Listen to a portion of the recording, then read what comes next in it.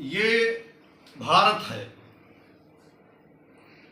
भारत के अंदर भारत के ही नागरिक को रहने का अधिकार है। जैसे आपने देखा होगा, अभी अमेरिका में बिना वीजा के, बिना आदेश के तमाम हिंदुस्तानी घुसपैठ करके वहां चले गए थे। उनको एयरबस द्वारा उनका हाथ पैर बांध करके यहां पर छोड़ा गया। घुसपैठिए मतलब अपराधी। अपराधी के साथ अगर अमेरिका ऐसा करता है, कष्ट तो हमें हुआ, लेकिन जब मैंने ये देखा कि अपराधी के रूप में उनको लाया गया है, ना कि अमेरिका में हिंदुस्तानी निवास कर रहे थे उनको वहां से हटा करके यहां पर हाथ पैर बांध करके लाया गया है। हमारे देश में भी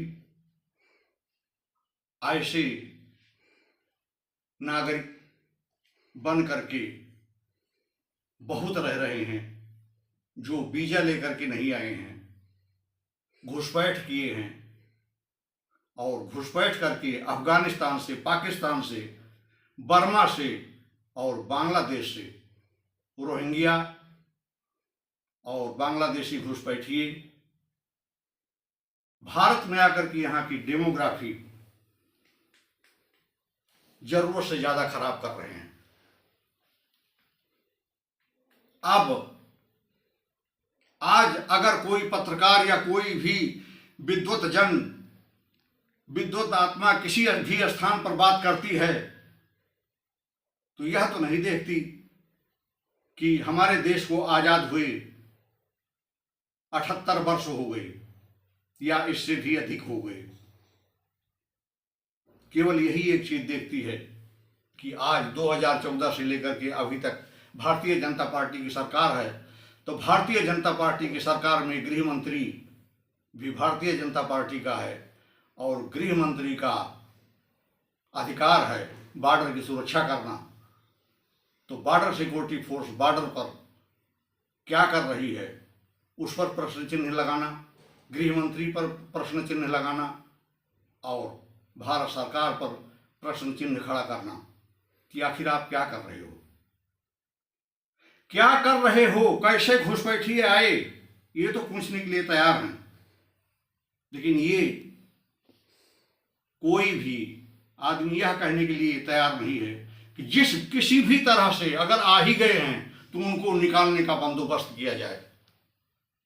इस समस्या से भारत को निजात पाने की जरूरत है और इसके लिए काम किया जाए। नहीं, क्यों आए, कैसे आए, बॉर्डर है, सीमा सुरक्षा बल गृह मंत्रालय के अंडर है, गृह मंत्री भारतीय जनता पार्टी का आज है, इससे पहले नहीं था। 2014 से पहले भी गृह मंत्री रहा करते थे, उनके अंडर सीमा सुरक्षा बल रहा करती थी। सीमा सुरक्षा बल पाकिस्तान, अफगानिस्तान, चाइना, बांग्लादेश, नेपाल, भूटान जैसे देशों के साथ अंतर्राष्ट्रीय सीमा को विभाजित करती है, बांटती है या टच करती है। पाकिस्तान बॉर्डर पर वही बीएसएफ है जो 70 साल से वहां पर लगी हुई है और बांग्लादेश में भी वही बीएसएफ है जो बॉर्डर की सुरक्षा कर रही है।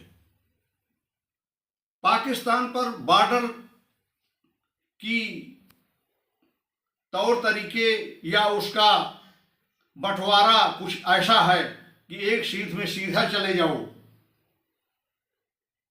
नदी नाले पड़ने के पर बॉर्डर में मुड़ाव आ सकता है, अन्यथा कहीं आपको मोड़ नहीं दिखाई देगा। लेकिन बांग्लादेश बॉर्डर पर झिकझाक बॉर्डर, हर 10 कदम के बाद कभी इधर कभी उधर, कभी जंगल में, कभी बहुत बड़ी पहाड़ी पर, कभी पहाड़ी की ढलान होते हुए नाले में, और ब्रह्मपुत्रा जैसी नदियाँ और तमाम ऐसे नदी नाले जो 20-20, 30-30 किलोमीटर एरिया को इस लायक बना रखे हैं कि उनकी वजह से शायद घुसपैठ संभव है, हो सकती है, उसी वजह से हो रहा हो। बॉर्डर सिक्योरिटी फोर्स 1985 से लेकर के आज तक मैंने देखा, मैं पूर्णतया विश्वास से कह सकता हूं कि पुरजोर मेहनत कर रही है बीएसएफ। अलर्ट शब्द सुने होंगे, लेकिन सीमा सुरक्षा बल हमेशा एक्स्ट्रा अलर्ट रहती है। संभव ही नहीं है कि हमारे निगरानी में, हमारे ड्यूटी के दौरान हमारे सैनिकों से ऐसी कोई गलती हो जिस पर हम प्रश्न चिन्ह लगाएं कि घुसपैठ क्यों हो रही है।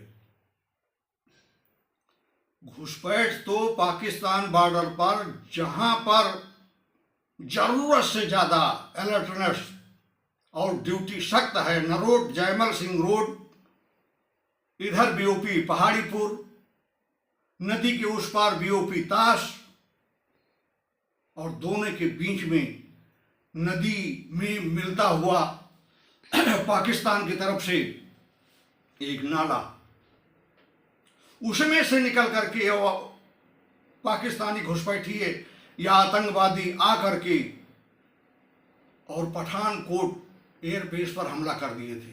वो दिन याद करो। चाहे जितनी भी सख्त ड्यूटी हो, कहीं न कहीं कोई न कोई छोटी मोटी चूक हो ही जाती है।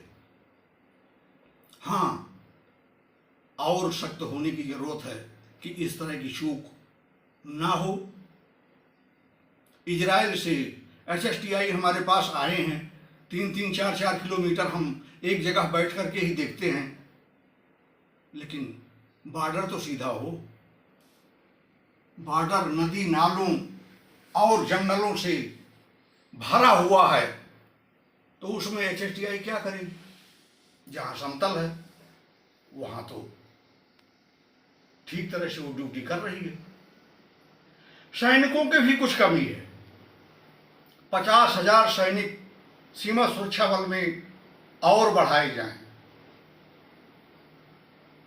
जवान 24 घंटे में लिखित 12 घंटे ड्यूटी करता है, 6 घंटे पीटी परेड, लेक्चर, हथियार सफाई, आम सफाई, इंस्पेक्शन की तैयारी, इसमें खर्च करता है। जवान की नींद नहीं पूरी होती कि कहीं ऐसा ना हो कि कोई हमारे ऊपर अंगुली ना उठा दे कि यहां से घुसपैठ हुआ है। खूब सख्त ड्यूटी मैं देख करके आया हूं। अब कन जोड़ करके एक सिपाही दूसरे सिपाही से इस तरह से तो कोई खड़ा है नहीं, कितना भी हो। 100, 200, 300, 400, 500 मीटर तक एक जवान सिक्योरिटी रात में करता है। अब आप कहेंगे कि वहां पर फेंसिंग लगी हुई है, वहां पर बिजली की व्यवस्था है। फेंसिंग 1984 या 85 से शुरू हुई थी। जो फेंसिंग 1985 में लगी थी वो किसी ठेकेदार के द्वारा लगाई गई थी। उस जमाने में 1 किलोमीटर में 1 करोड़ रुपए का खर्च आता था। ठेकेदार क्या काम करता है? ठेकेदार की लगाई हुई स्कूल जो 5 साल में चूने लगते हैं, वो गिरने लगते हैं। और इंसान जब अपने लिए घर बनाता है तो उसकी 1.5 पीढ़ी या 2 पीढ़ी उसी घर में निवास करती है। वह तार सड़ चुके होंगे, उनको टच करो, अगर उनके ऊपर एक पंछी भी बैठता है तो तार टूट करके नीचे गिर जाते हैं। और तमाम जगह पश्चिम बंगाल में आज ऐसे भी हैं लगभग 400 किलोमीटर जहाँ पर तारबंदी है ही नहीं। मैं आप सबसे अनुरोध करना चाहूँगा, मैं बीएसएफ का पूर्व कर्मी रहा हूँ, इसलिए ऐसा शब्द कि सीमा सुरक्षा बल क्या कर रही है, गृह मंत्रालय क्या कर रहा है, शायद मैं तो नहीं सुन पाऊँगा, क्योंकि मैंने भर्ती होने से लेकर के और रिटायर होने वाले दिन तक बॉर्डर सिक्योरिटी शब्द को ही अमल में लाया। ड्यूटी लास्ट दिन तक की। ना मैं कोई ऑफिशियल आदमी हूँ, ना दिल्ली, बॉम्बे, टेकनपुर अन्य कहीं जगह पर बिताया हूँ। एक एक दिन मैं ड्यूटी किया हूँ। किसी भी जवान की बस की बात ही नहीं है कि वो ऐसा करे। कारण वहाँ पर आईबी, वहाँ पर सीबीआई, वहाँ पर रा, वहाँ पर सामान्य शाखा, वहाँ पर विजिलेंस, और उसका कोई काम नहीं है। वो टहलती रहती है, सिविल ड्रेस में यही देखती है कि बॉर्डर सिक्योरिटी फोर्स का कोई सैनिक गलत काम तो नहीं कर रहा है। आखिर कौन अपनी नौकरी खराब करेगा? नौकरी मिली है पेट पालने के लिए, परिवार पालने के लिए, बुढ़ापा निभाने के लिए, उसको कौन बेचेगा? आप खुद महसूस कर सकते हैं।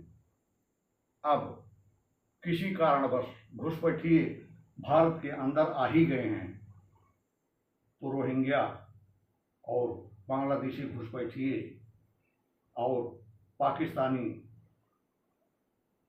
अभी पिछले महीने में तो मैंने ऐसा सुना था कि एक पाकिस्तान का आदमी जम्मू कश्मीर में जो पैरामिलिट्री में सर्विस भी करता हुआ पकड़ा गया। इन आदमियों की छानबीन ना हो, आपकी तरफ से उत्तर मिलेगा कि फिर क्यों नहीं करती? आपकी सरकार है, आप हैं, शासन प्रशासन आपका है, तो क्यों नहीं करते?